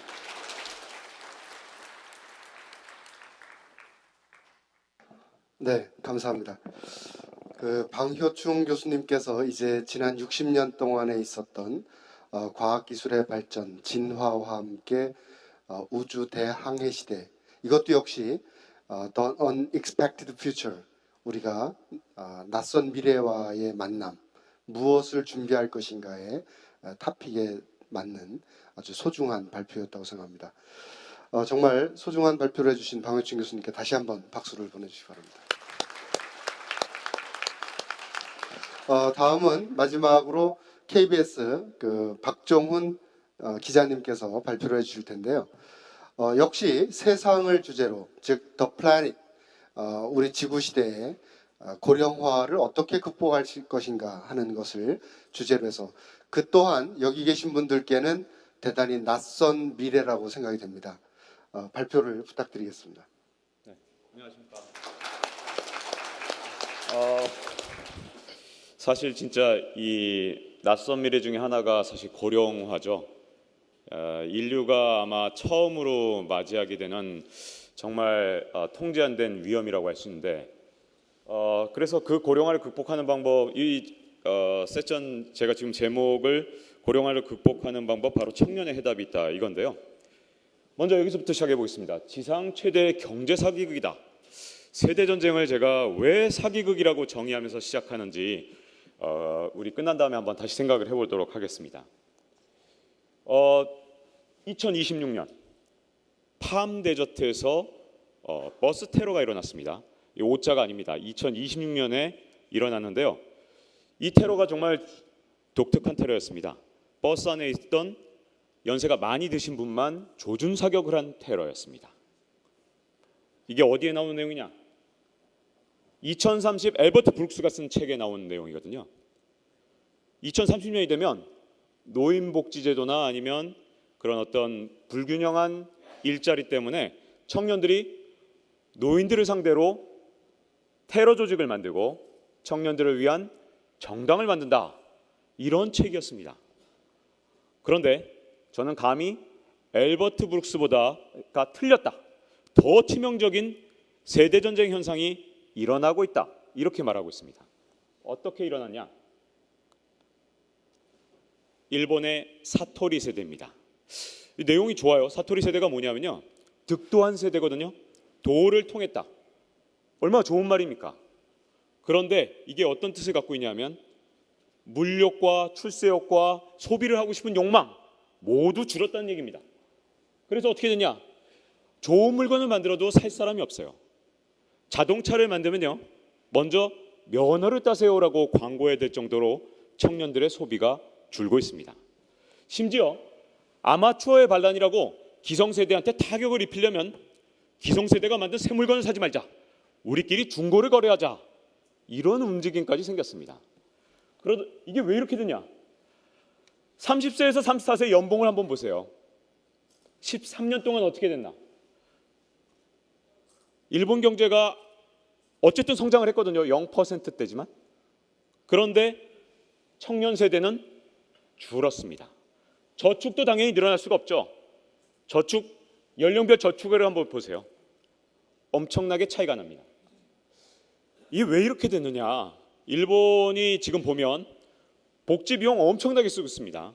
그런데 그 복지 비용의 70%가 고령층 복지 지출에 나가고 있습니다.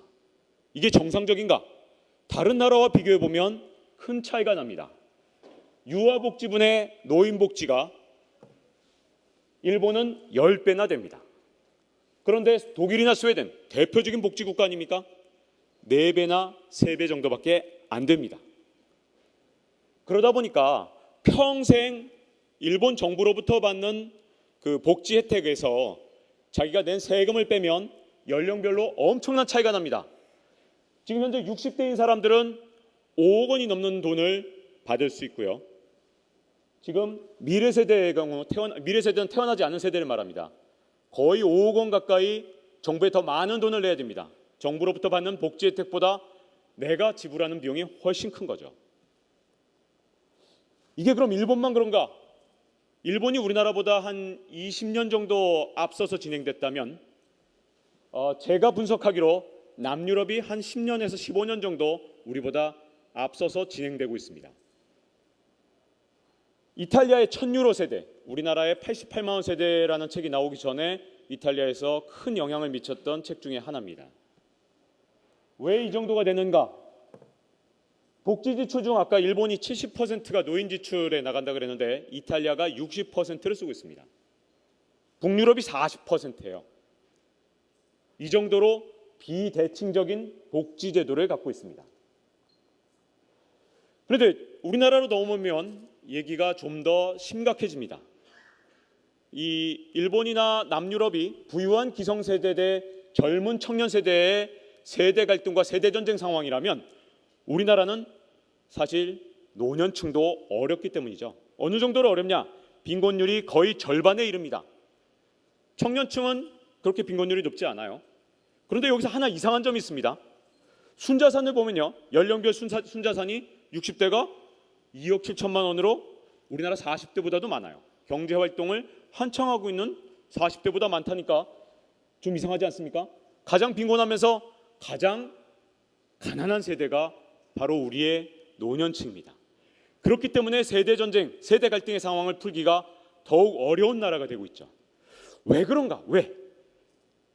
65세 이상 진위계수를 보면 그 이유가 드러납니다. 세계 최고 수준으로 노인 소득이 불평등합니다. 이런 선진국에 가까이 간 나라 중에서 가장 높은 수준입니다.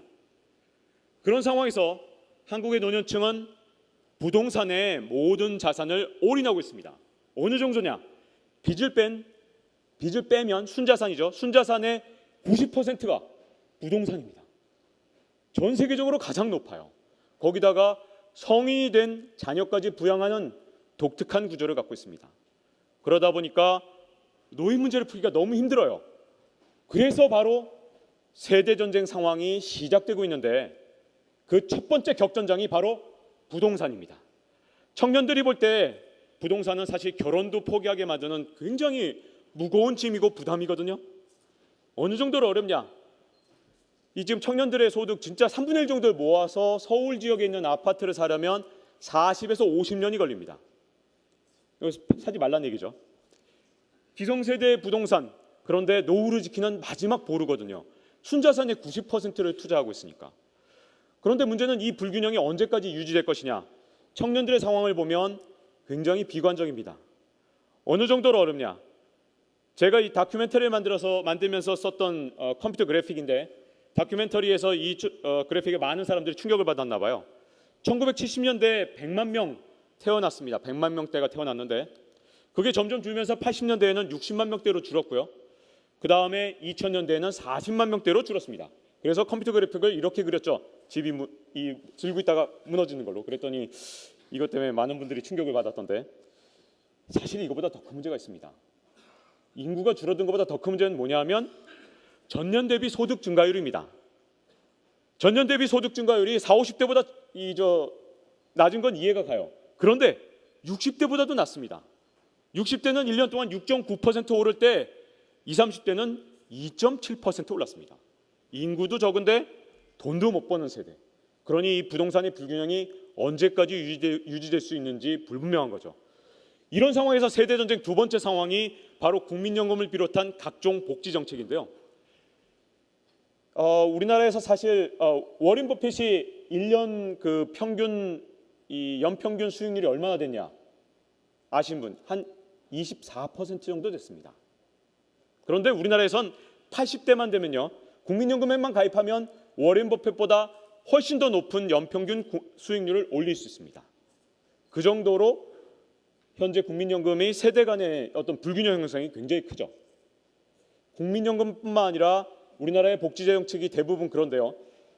국책연구소의 자료들을 그냥 제가 단순히 더하기를 했습니다. 2060년이 되면 우리의 미래 세대는 자신의 소득의 몇 %를 이 건강보험과 국민연금, 기초연금에 내야 하는가. 2060년이 되면 최소한 40%를 내야 됩니다. 세금은 별도입니다. 엄청나죠? 과연 이걸 감당할 수 있을까요? 그에 앞서서 더 질문은 우리가 어린 세대, 지금 현재 자라나고 있는 세대에게 소득의 40%를 요구할 자격이 있느냐 하는 점입니다. 연간 정부의 복지 혜택이 어느 정도로 차이 나냐 하면, 이건 정부, 그러니까 즉 중앙정부의 얘기이기 때문에 기초단체나 아니면 광역단체를 뺀 겁니다. 정부의 복지 혜택은 65세 이상이 1년에 85만 원인데 6세에서 19세 사이는 2만 원입니다.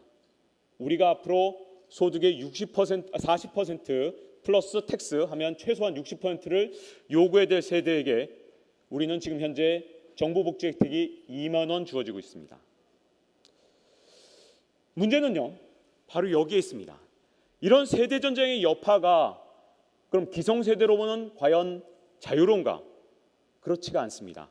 기성세대가 앞으로 노후 생활을 유지하려면 사실 근로소득은 끝나지 않습니까? 은퇴를 하면 결국 자산소득으로 노후를 유지해 가야 하는데, 만약에 출산율이 지금처럼 떨어지고 청년 세대가 소득이 확보되지 않는다면 앞으로 우리나라의 경제 성장률이 떨어지고 그에 따라서 자산 투자 수익률이 떨어질 수밖에 없는데요. 생각해 보십시오. 주가가 과연 오를 수 있을까요? 지금 20, 30대가 차지하는 주식시장에서의 비중이 아주 빠른 속도로 축소되고 있습니다. 아까 말씀드린 것처럼 인구가 줄어들고 소득이 줄어들어요. 그러니까 주식시장에서 점점 빠져나가요. 지금 현재 주식시장은 거의 5, 60대에 의해서 지탱되고 있습니다. 수요 기반이 이렇다면 주가가 앞으로 좋을 수가 있겠습니까? 은행금리 과연 좋을 수가 있을까요? 누가 돈을 빌려서 자꾸만 사업을 투자해야 되고 집을 사야 은행금리가 오를 거 아닙니까? 청년 세대에게 집을 살 희망이 없고 새로운 사업을 할 수 있는 희망이 없다면 금리가 오를 수 있을까요? 그리고 당연히 집값도 굉장히 위태롭겠죠. 그러니까 자산 수익률로 앞으로 노후를 보내야 될 노년층도 마찬가지로 이 세대 전쟁의 여파에서 전혀 자유롭지가 못하고 그 직격탄을 바로 얼마 뒤에 받을 수밖에 없습니다. 일본이 우리보다 한 20년 정도 먼저 진행됐을 뿐인데 지금 현재 상황이 굉장히 어려워졌거든요. 청년을 버린 나라가 어떻게 무너지는지 보여주는 가장 대표적인 게 바로 우리 영화 300 기억하시죠? 스파르타입니다. 스파르타 얼마나 대단합니까? 이 도시국가가 지금 이 주황색 나라인 페르시아, 펄전 임파이어를 이겼어요. 10만 대군을 이겼어요. 이 엄청난 기적적인 승리를 했던 나라가 무너질 때는 어떻게 무너졌는가? 바로 청년을 버렸기 때문에 무너졌습니다. 스파르타가 나중에 무너질 때 부의 집중이 어느 정도 이루어졌냐면 땅을 가진 사람이 딱 100개의 가문밖에 없었습니다. 그 정도로 부의 집중이 이루어진 상태에서 양육비용은 어떻게 했느냐? 개인들에게 맡겼어요. 모든 걸 집단 행동을 하는 스파르타에서 양육비용만은 개인들에게 맡겼는데 그 상황에서 부의 집중이 이루어지니까 출산을 기피하는 겁니다. 그러다 보니까 어떤 정책을 내놨냐 하면 자녀 3명이면 노동을 면제하고 자녀가 4명이면 세금을 면제하는 정책을 내놨지만 이미 인구가 급격히 줄어든 나라에서 더 이상 인구가 늘어나는 일은 없었습니다. 일본이 1990년에 부동산 버블이 무너질 때 비슷한 시절에 같이 부동산 버블이 무너진 나라가 바로 스웨덴입니다. 그런데 일본은 어떻게 했느냐? 건설 부양책을 썼고 그 다음에 노인복지를 확충했죠. 똑같은 때에 스웨덴은 어떻게 했냐면요. 그런 위기 상황에서 우리나라의 국민연금에 해당되는 연금을 대폭 개혁해서 미래 세대에 미치는 영향을 최소화했습니다. 그러면서 동시에 국공립보육시설을 확충하고 16세 이하 자녀에 대한 여러 가지 각종 지원을 확대했습니다. 그랬더니 어떻게 됐습니까? 글로벌 금융위기 이후 부동산 가격이 가장 많이 오른 나라가 스웨덴입니다. 기성세대의 자산까지 지킨 거죠. 청년과 미래 세대에 대한 투자가 어떻게 부메랑처럼 돌아왔는지를 보여주는 대조적인 사례가 바로 일본과 스웨덴인 것입니다. 청년과 가족 복지에 투자하는 것은 정말 중요한 투자입니다. 나미비아에서 이런 복지 실험이 있었습니다. 2년 동안 100나미비아 달러, 한국 돈으로 한 15,000원 정도를 주민 모두에게 지급하는 복지 실험이었는데요. 인구가 대상자가 1000명이 안 됐습니다. 이걸 지급한다니까 가난한 동네에 그런 걸 주면 술과 마약에 탕진할 것이다. 난리가 났었죠. 그런데 실제로 2년 동안 지급하고 하니까 어떻게 돼요?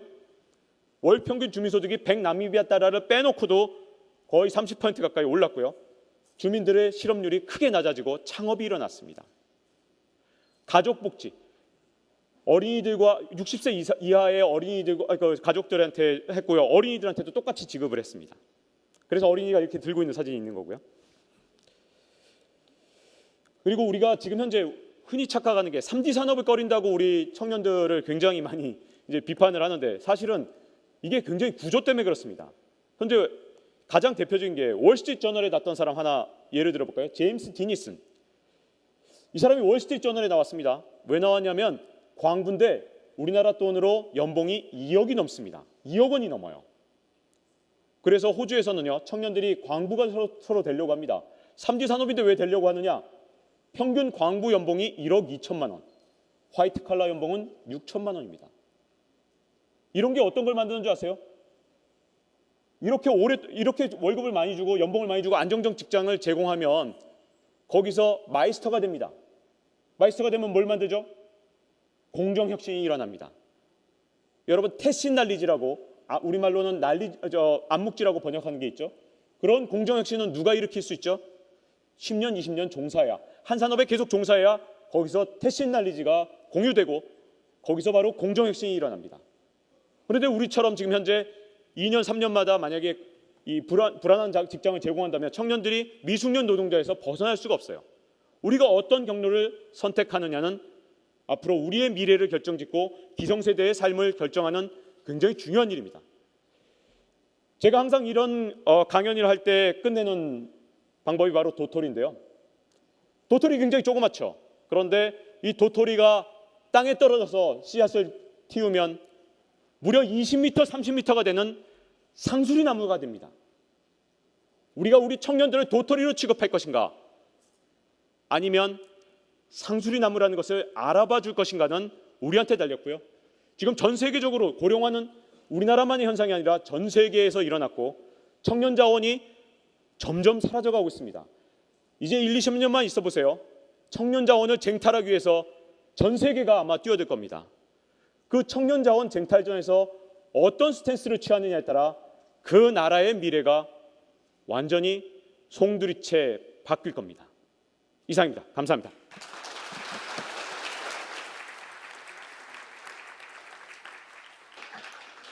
네, 감사합니다.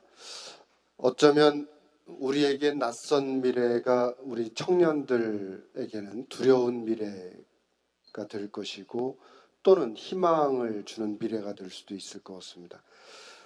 우리 세대에서 어떻게 하느냐에 따라서 두려운 미래를 줄 것이냐, 희망을 주는 미래를 줄 것이냐, 여기에 대해서 한번 고민해보고 낯선 미래와의 만남을 준비해야 될 것 같습니다.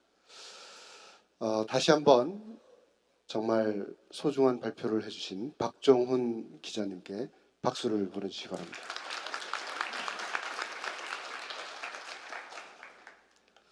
자, 방금 화면에서 보셨던 것처럼 발표가 끝나면 Q&A와 관련해서 휴대폰 번호가 있었습니다. 많은 질문들이 쇄도했는데요. 그 중에 본부에서 몇 가지 질문을 정리를 해서 각 발표자 선생님들께 질문을 드리기로 하겠습니다. 먼저 오길종 부장님께 질문을 드리겠습니다. 지속 가능한 사회를 만들기 위해서는 에너지를 효율적으로 쓰고 탄소 배출을 줄여야 된다고 하였습니다. 에너지를 효율적으로 쓰는 방법 중 하나로 바이오매스 등 에너지원 다양화를 드셨는데요. 우리나라에서 에너지원의 다양화를 위해서 가장 개방해야 되는 신에너지원이 무엇이라고 생각하십니까? 어떤 에너지원을 더 개발해야 에너지 믹스에서 재생에너지의 비율을 높일 수 있습니까? 이게 오길종 부장님께 제안된 질문입니다. 예, 굉장히 어렵고 좋은 질문인 것 같습니다. 현재 우리나라 신재생 에너지, 근데 외국은 폐기물 에너지를 신재생에서 안 보고 또 폐기물 에너지 중에서도 폐기물 중에 이제 그 화석연료 유래한 예를 들면 플라스틱이나 고무 같은 경우는 그 신재생 에너지를 안 보고 종이라든지 목재 같은 경우만 카운트하는 경우도 있습니다. 우리나라는 전체 카운트를 하는데, 근데 폐기물에서 나오는 에너지하고 우리 또 이제 산림의 부산물 있잖아요. 전지한 거를 일을 한다든지 그런 것을 쓰면은 일본 예를 보면 일본 에너지 같은 경우 한 1에서 20%밖에 충당이 안 됩니다. 그래서 그것도 잘 써야 되지만 제 생각에는 우리나라 실제 에너지원이 천연자원도 없지만 그 풍력 같은 경우도 실제 그 만들 수 있는 데 별로 없어요. 그렇게. 그래서 우리나라는 지금 현재도 에너지에 제가 알기로는 96% 정도 수입해서 쓰는데 수입해서 쓰는 것을 벗어나려고 하면은 그 굉장히 어렵긴 한데 제 생각에는 태양광 발전도 할 수 있는 데가 이게 태양 그 빛을 많이 비춰야 되는데 광양 같은 데가 좀 많은데 그렇게 많지는 않아서 우리나라는 어떻게 에너지 수비를 많이 해야 되는 지금 제 생각에는 그 원자력 발전 비율이 우리는 한 30% 되잖아요. 그 안전한 원자력 발전으로 일단은 하고 그 다음에는 핵 융합 발전 같은 경우 지금 기술 개발해서 시험로 같은 걸 만들었는데 그런 쪽으로 가야만이 우리나라는 해결을 할 수 있지 않나. 그 자연자원을 이용한 그 에너지 확보는 상당히 좀 어려운 상황이라 쓸 수 있는 것은 다 긁어서 쓰되 제 생각에는 핵 융합 발전이라든지 안전한 원자력 같은 걸 확보해서 에너지 문제를 극복해야 되지 않을까 개인적으로 그렇게 생각하고 있습니다. 답이 되는지 모르겠습니다. 네, 감사합니다. 박수 한번 쳐주시죠. Professor Sankaran, yeah, they have given me Korean letters to you about the questions. You have a historian, and your major subject is a science, history of science. So he asked me how to study the past and the history. And if we study the history of science, knowing the past, how to predict the future, it's a very special questions to you. Thank you very much. How do I study history of the past? I look to documentary sources. as a historian, history to me means the study of the human record of the past. So the thing to do is to look at the documentary sources, what people have said in response to diseases, in particular right now, if we're talking about history of diseases, how different societies have reacted, what scientists of yore did, what societies of yore did, what different caregivers, different sorts of people, how they reacted to a particular disease. And how successful it was can be seen both in terms of documentary sources again, but also simply in terms of demographics, what happened, the source of events. How do we use that towards the future? We learn from our past mistakes. We try not to make the kinds of mistakes that were made in the past. I think that would be one of the most valuable lessons. It's not quite as simple as I learned this and I can or take a past medicine and go use it in the future. I think the lessons to be learned are more about social responses, social behavior, what to do, what not to do. I hope that answers the question. I can't give a more technical answer than that at this stage, I'm afraid. Good. Thank you very much. 과거를 이해하고 그 과거의 이해로부터 교훈을 얻고 또 특히나 과거의 문헌들을 통해서 알게 되면 이제 미래를 우리가 예측하고 미래에 있을 일들을 준비할 수가 있다라고 이제 답변을 했습니다. Thank you very much for your good and best answers. 박수 한번 주세요. 방효충 교수님께 질문 드리겠습니다. 요즘 3D 프린팅이 이슈인데요. 우주공학 분야에서도 이 3D 프린팅이 큰 변화를 가져올 수 있을까요? 구체적으로 어디에 어떻게 이용할 수 있을지 궁금합니다. 예, 그 3D 프린팅 관련해서 여러분들이 잘 아시는 그 국제 우주정거장의 3D 프린팅을 직접 하는 연구가 활발하게 진행이 되고 있습니다. 잘 아시겠지만 지구는 이게 중력이 있어서 이 모든 물체가 밑으로 가라앉습니다. 그래서 아무리 우리가 순도가 높은 거를 만들려고 해도 이 결정이 항상 밑으로 가라앉기 때문에 그 순수한 걸 만들지를 못합니다. 그래서 그 우주정거장이 그렇게 무중력 상태에서 만들면 굉장히 순수한 어떤 그 최고의 결정의 그 머티리얼이 나오는 거고요. 그를 통해서 우리가 전혀 기대치 않은 어떤 그런 아주 그 양질의 그 3D 그 만드는 그런 연구를 최근에 나사에서 시작한 걸로 알고 있고요. 그 외에도 한 가지 좀 부연해서 말씀드리면 우리가 생물 같은 것도 마찬가지입니다. 모든 생물의 뿌리는 밑으로 뻗게 되어 있습니다. 이 중력 때문에. 그리고 모든 어떤 생물의 그 현상, 이 어떤 그 생체학적 현상은 항상 우리가 중력이 환경에서 일어나는데 그게 우주정거장에 가면 무중력이기 때문에 전혀 우리가 예상치 못한 어떤 그 반응이 일어나서 우리가 그런 또 새로운 어떤 그 바이오 프로덕트를 기대할 수 있고 뭐 물질 가공 이런 쪽 그렇게 3D 프린팅 같은 거 최근에 그 나사에서 굉장히 활발하게 국제 우주정거장 무중력에서 3D 프린팅을 지금 활발하게 연구하고 있는 걸로 그렇게 알고 있습니다. 최근에 시작한 걸로 그렇게 알고 있습니다. 그 결과가 많이 좀 기대가 되고 있습니다. 네, 감사합니다. 박수 한번 쳐주세요. 정말 그 낯선 미래와의 만남에서 전혀 생각하지 못했고 또 어쩌면 미래창조과학부의 오늘 국제 컨퍼런스에서 정말로 낯선 주제였지만 정말 소중한 주제였습니다. 박종훈 기자님께 질문이 왔습니다. 우리가 일본의 전철을 밟지 않고 스웨덴의 전례를 따라가려면 어떠한 정책적 지원이 필요하다고 생각하십니까? 아직까지 우리는 불행하게도 부동산 버블은 꺼지고 청년들은 어려움을 겪는 등 일본과 많이 닮아 있는 것 같습니다. 답변 부탁드리겠습니다. 우리나라의 이제 남은 시간을 얘기할 때 사실 한 5년 정도 남았다는 표현을 좀 많이 쓰는데요. 그 이유가 이제 생산 가능 인구 비중이 2019년까지는 그래도 비슷비슷하게 유지되다가 2020년에 아주 급속도로 굉장히 빠른 속도로 꺾이는데 그게 아직까지 세계적으로 유례가 없는 속도로 꺾입니다. 그렇게 한정된 시간인데 그렇게 생산 가능 인구 비중이 꺾였을 때는 더 이상의 리소스가 남지 않거든요. 그때까지 이제 빨리 지혜를 모아야 된다고 생각을 하고요.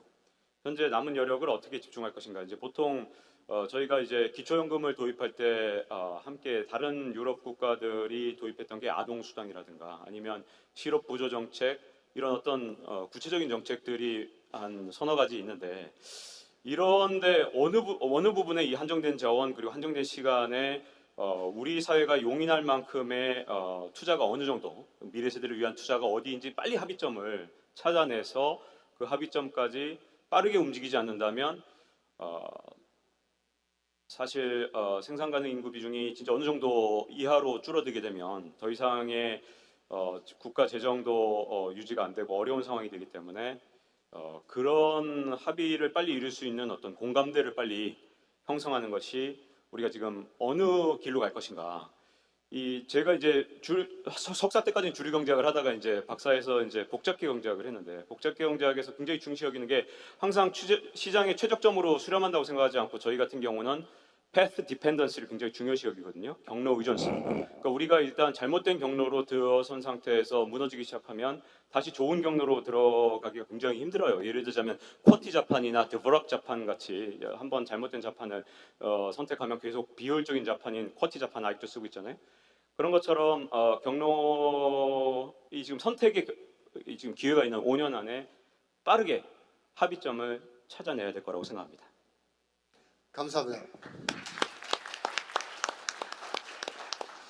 오늘 그 네 분의 아주 훌륭한 낯선 미래와의 만남을 주제로 한 발표를 들었습니다. 먼저 오길종 부장님께서는 자원 고갈 시대를 준비하기 위한 자원 순환의 중요성에 대해서 말씀을 해주셨고요. 프로페서 상카라는 미래의 글로벌 에피데믹 디지즈, 팬데믹 디지즈, 지구 사회의 거대한 질병에 대해서 우리가 준비를 하지 않으면 안 된다는 경종을 울려줬고요. 또 방효춘 교수님께서는 우주 대항해 시대를 준비해야 된다는 메시지를 저에게 준비를 던져주셨습니다.